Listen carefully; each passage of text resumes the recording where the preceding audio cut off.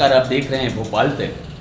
अगर हम बात नगर के विकास की करें तो निश्चित रूप से नगर का विकास जनता के ऊपर ही निर्भर करती है, लेकिन नगर के विकास में कई ऐसे प्रावधान होते हैं और ख़ासकर नगरीय निकाय के अंतर्गत का विकास का जिम्मा नगर निगम का होता है।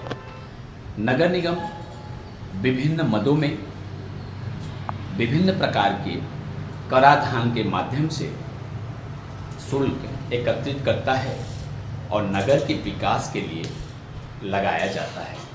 लेकिन बात अगर हम करें कि अगर जिस जगह विकास ही ना हो और उसके एवज में शुल्क लिया जाए तो निश्चित रूप से यह बात समझ के परे है।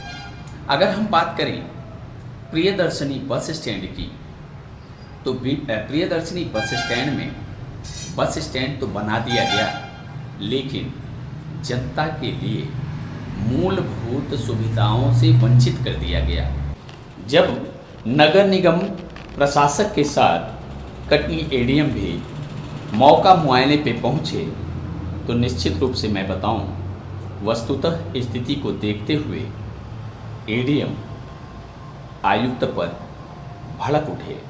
उन्होंने जब देखा प्रतीक्षालय में पंखे तो लगे हैं लेकिन पंखे चल ही नहीं रहे हैं, प्रतीक्षालय में लाइट की व्यवस्था है लेकिन बिजली का कनेक्शन नहीं है, प्रतीक्षालय में पानी पीने की व्यवस्था का दंभ भरने वाला नगर निगम सिर्फ एक पानी आरओ की एक मशीन है, उससे पानी सप्लाई की जाती है।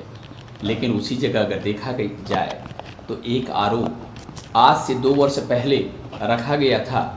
नल का भी कनेक्शन है लेकिन नल का भी कनेक्शन सिर्फ दिखावे के लिए है। इस प्रकार की कई मौका मुआयने में कई ऐसे स्पॉट देखने को मिले कि जो स्वच्छ भारत अभियान का दंभ भरने वाली नगर निगम के अधिकारी और नगर कर्मचारी जिस प्रकार से रैंक को प्राप्त करने के लिए संघर्षरत हैं, उससे तो ये बात समझ में आ गई कि आज हमारा कटनी स्वच्छ भारत अभियान में क्यों रैंक हासिल नहीं कर पा रहा है। कागजी घोड़ों के दौड़ाने से न तो हमारे कटनी नगर निगम और न तो हमारे शहर के बीच में स्वच्छता आएगी, न तो एक सुशासित और कर्तव्य निष्ठता का परिचय देने वाले अधिकारियों की गरिमामयी फलीभूत होगी।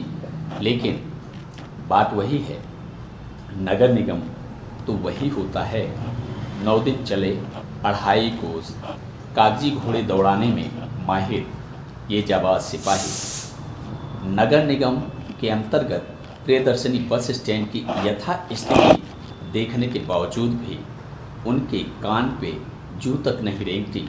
देखिए हमारी ये रिपोर्ट। आज हम लोग ने कलेक्ट्रेट में बस ओनर्स के साथ और नगर निगम और पुलिस प्रशासन और हमारे ज़िला प्रशासन के साथ एक बैठक हम लोग ने रखा था।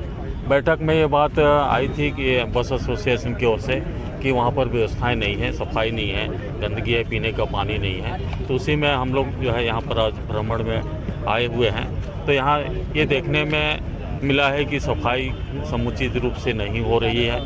तो कमिश्नर साहब यहाँ स्वयं मौजूद हैं, उनको यहाँ पर निर्देशित किया गया है। उन्होंने स्वयं भी स्वीकार किया है कि सफाई यहाँ व्यवस्था करेंगे। पीने के पानी की भी यहाँ व्यवस्था नहीं दिखाई दी है, तो उसके लिए भी इनको कहा गया है। इसके लिए भी कमिश्नर साहब ने जो है कहा है कि तत्काल जो है ये व्यवस्था इनका पीने के पानी कराएंगे।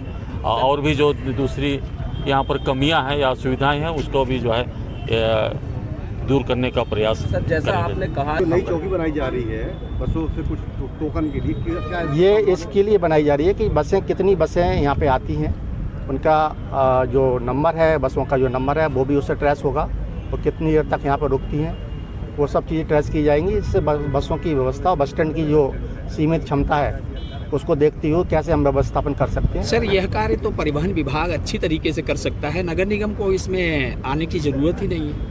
नहीं, नगर निगम के पर्पज से ये सब काम कर रहा है, परिवहन के पर्पज से नहीं कर रहा है। विकास की दृष्टि से अगर देखें हम्म। तो प्रियदर्शनी बस स्टैंड काफी पीछे है अन्य जिलों की अपेक्षा, लेकिन उस पे भी विकास शुल्क 25 रुपया बस वालों से लेने का जो प्रयास किया जा रहा है, ऐसा क्यों?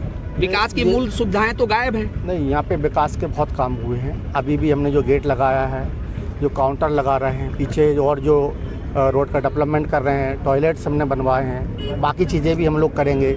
एक पर्टिकुलर स्टाफ यहाँ पे 8 लोगों का यहाँ पे काम सफाई काम के लिए लगा हुआ है।